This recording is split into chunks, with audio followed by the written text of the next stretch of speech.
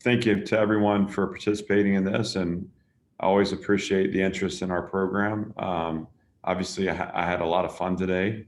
That doesn't mean it always went well, but it went, and it's a great first step for us moving forward. So I'm probably going to stay away from questions, that are regarding specific players or specific roles, just because it's day one, and I think this needs some time to grow before we start to identify or separate. But excited to answer whatever questions you may have that I can help with.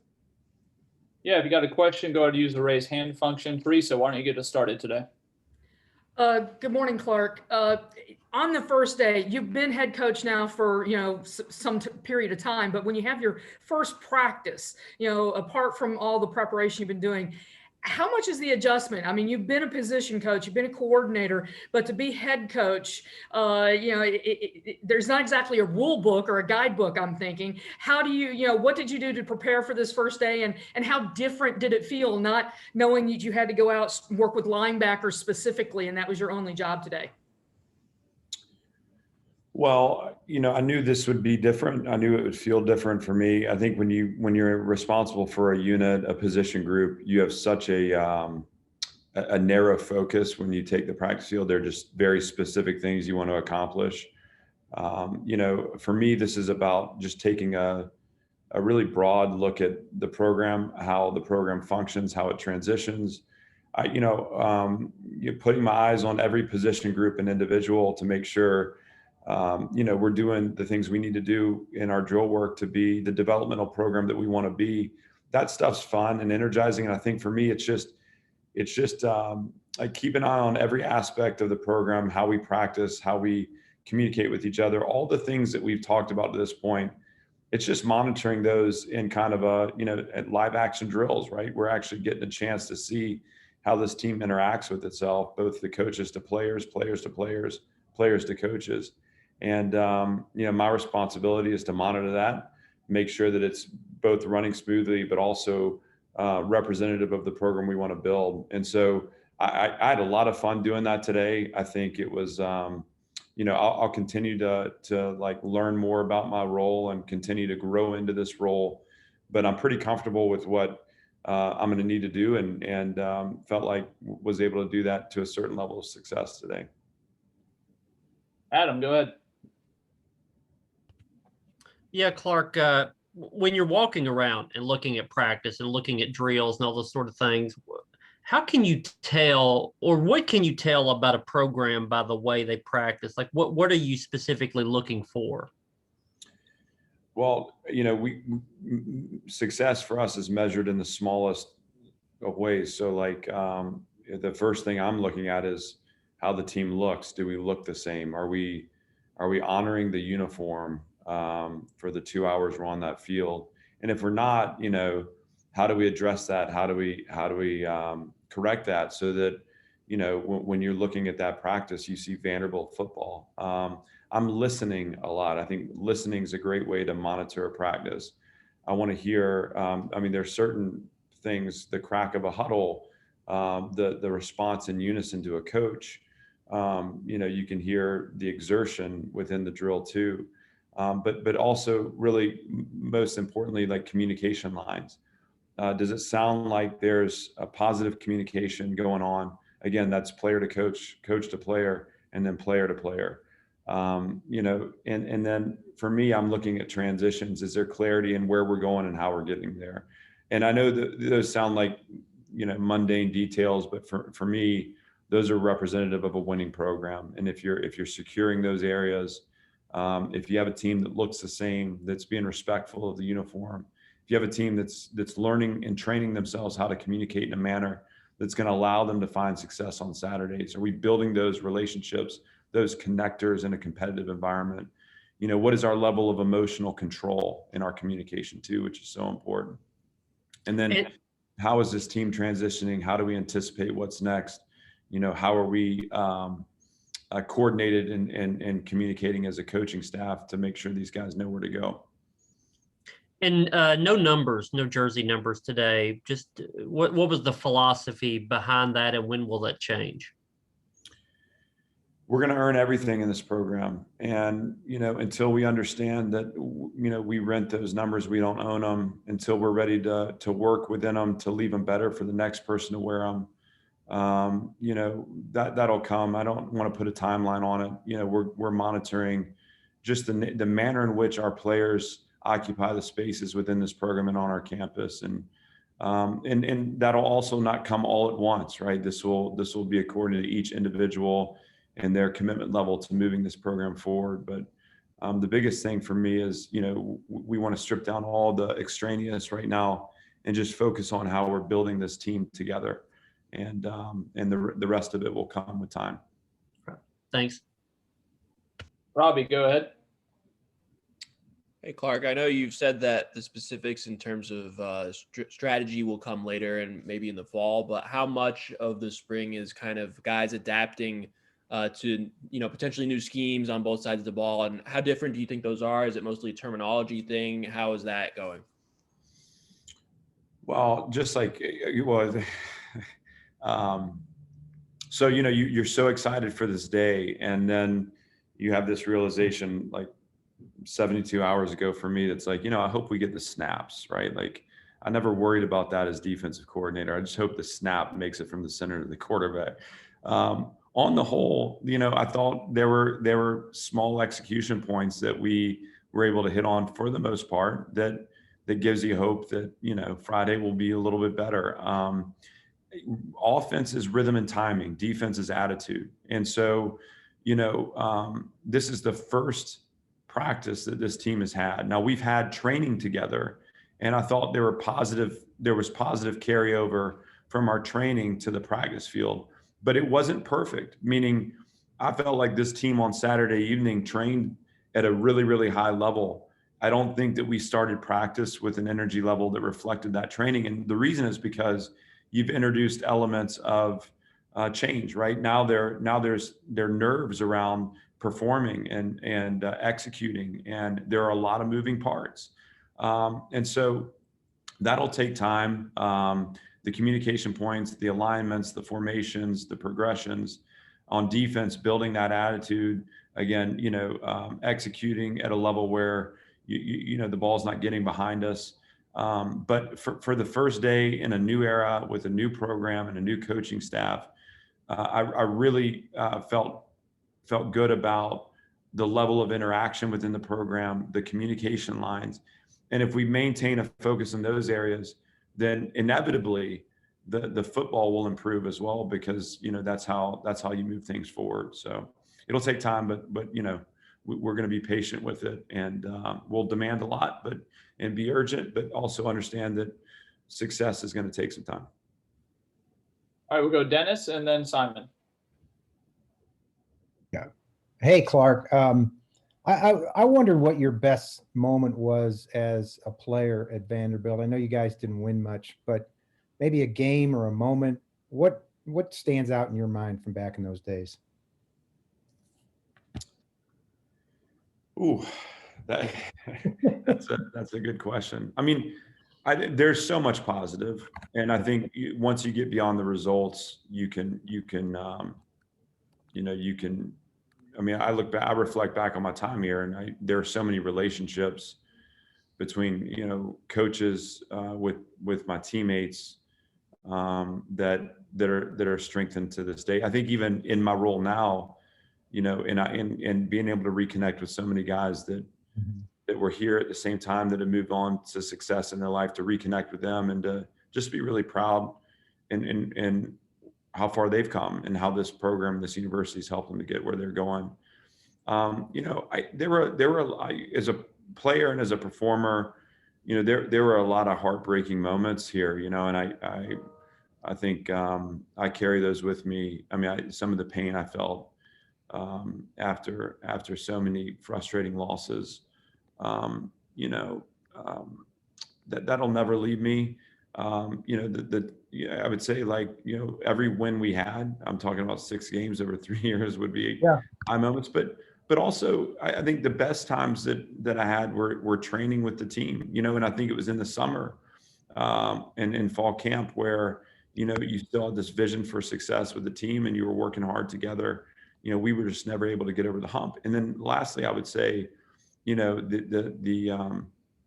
the team after my first year in coaching, that '05 fall, I think I forget exactly, maybe they started out 4-0. There was just a lot of excitement around the program. That was the year they ended up beating Tennessee, I think, for the 5th win of the season.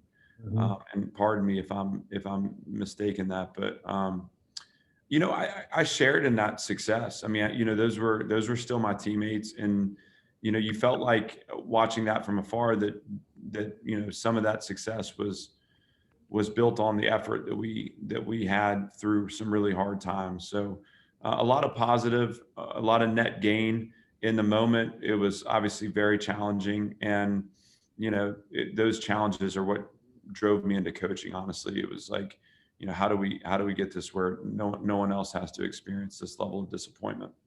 And also a point of order. I was looking at that roster from your final year. You only carried one time for 1 yard. That wouldn't be uncommon for a fullback. But did you start? I'm trying to remember. In that No, Matt Tant was a starter.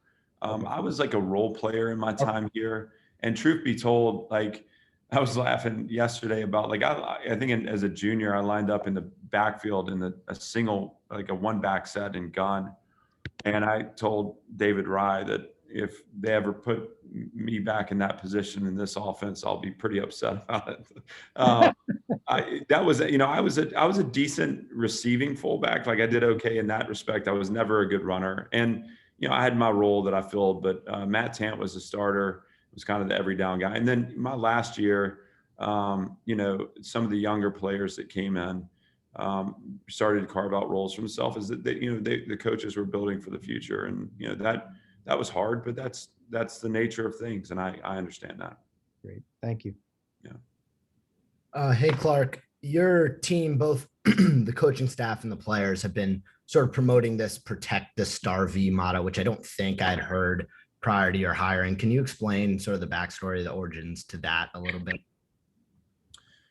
Certainly. One of the first things we've talked about, since I've come back, and this is something that has been important to me as I've thought about this program ever since I was here, honestly. But no one is allowed to assign the value of being a part of this program except for those within it. No one can tell us, what it means to be a Vanderbilt football player, a member of this program. We define that. We define that by what we're willing to invest in this program and what we'll sacrifice for this program.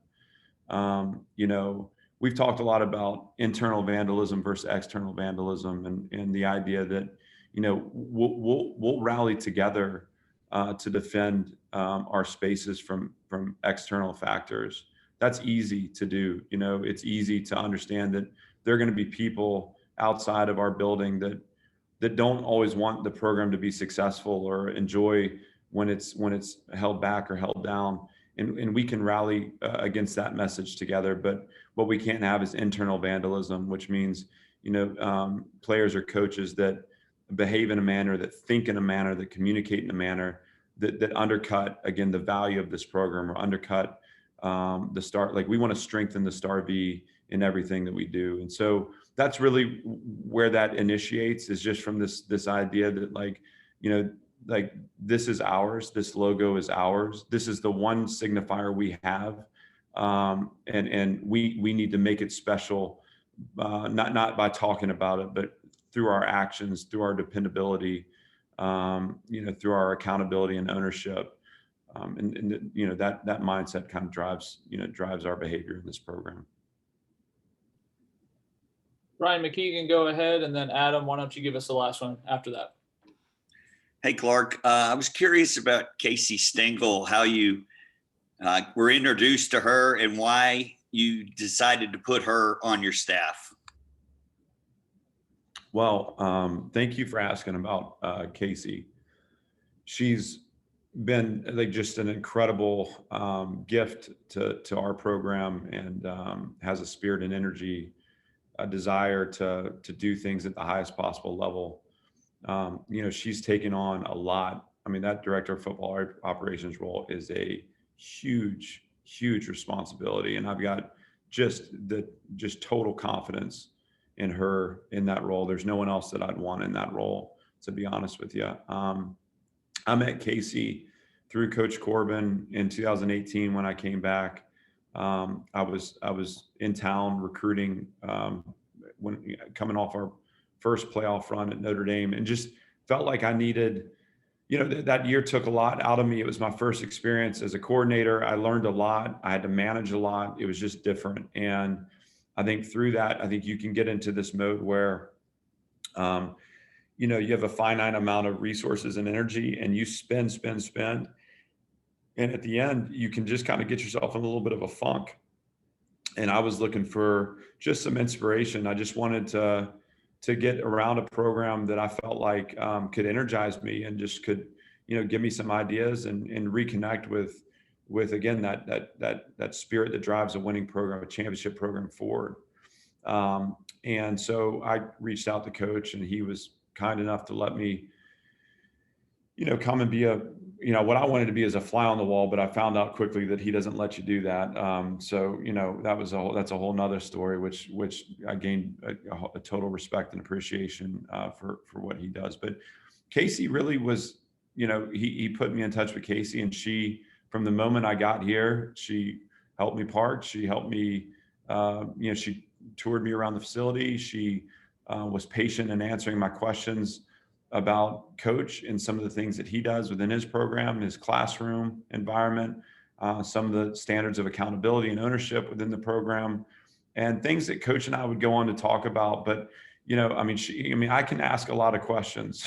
She was very patient, very knowledgeable, and clearly was someone that just had total ownership in the program. She believed in it. And just that belief just permeated our conversation. And it was incredible. She's a pro.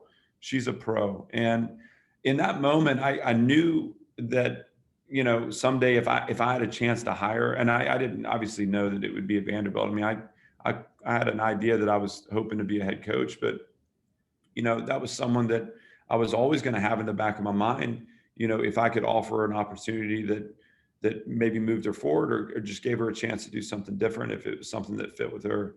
The fact that, I ended up here, and then Coach Corbin, also, blessed the move too. That's someone who did a lot for his program and is very celebrated over there.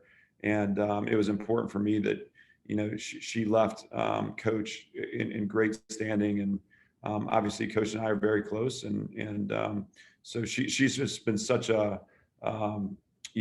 important part. There was a time when I was still in South Bend where, she was the only person in the building. And so she became like a one-man wrecking crew as we started the renovation project within the hallways. And then, she got me thinking about things that, to be honest, as I was preparing for Alabama, I just had no way of anticipating. How we want the offices aligned, who do we want situated where, what do we want the workout gear to look like? Things that were so far off my radar that we needed to make decisions on. She immediately inserted herself as being such a valuable contributor to our operation, and that's only grown with time. So sorry to go so long. I just think the world of Casey. I think she's just such a great teammate and a great member of the staff, and we're very proud to have her. Thank you. Yeah, Clark, speaking of Casey, I saw at practice you were walking around quite a bit with her and also your chief of staff. You seem to be having conversations, pointing out things. I'm curious to know about your evaluations of practice. Are you taking mental notes? Are you telling her what you like, what you don't like? Are you rewatching the film of practice? How do you evaluate if these guys are doing what you want to be done? How do you evaluate each day? So all of it, right? Like I'm a facilitator, and my responsibility is the order and structure of our practice. It's the coach's responsibility to fill that with energy and enthusiasm, and again, a developmental mindset. So, I'm looking for the signs and signifiers of, a healthy operation. There are things with Ben and Casey that I kind of clued them into or seek feedback on in the moment, just to make sure we're making note of, the areas we need to shore up. Again, all of this is going to be, this was my first practice as head coach. I thought it went, we made it through. There were some really good things. There were some things, the horn blew one time when it shouldn't have. Those are things we just got to work through.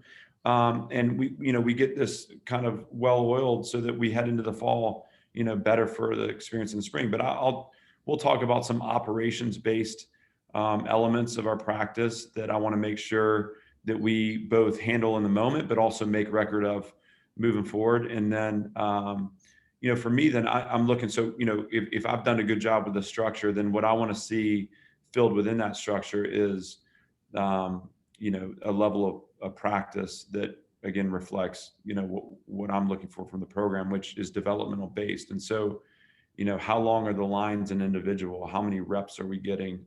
What's our tempo like in team segments? Are we getting the reps we need in team segments? And if not, what's holding us back? And so those are both things that I can address in the moment, but I'll make note of those on my note card to then circle back with our staff on later this afternoon.